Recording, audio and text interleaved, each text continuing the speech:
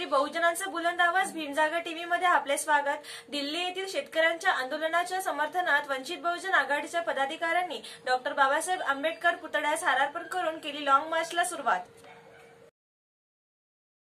केंद्र सरकारच्या कृषी कायद्याविरोधात संपूर्ण शेतकरी हा एकवटलेला असून प्रत्येक ठिकाणी या कायद्याविरोधात शेतकरी हे निदर्शने भारतभर करीत असल्याचे चित्र आहे।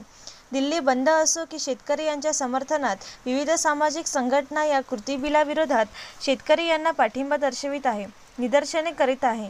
या विरोधात अमरावती येथे वंचित बहुजन आघाडीतर्फे मोठ्या संख्येने विविध संघटनेचा पाठिंबा दर्शवित आज डॉक्टर बाबासाहेब आंबेडकर यांच्या पुतळ्याला हारार्पण करीत शेतकरी समर्थनात लॉंग मार्चला सुरुवात झाली।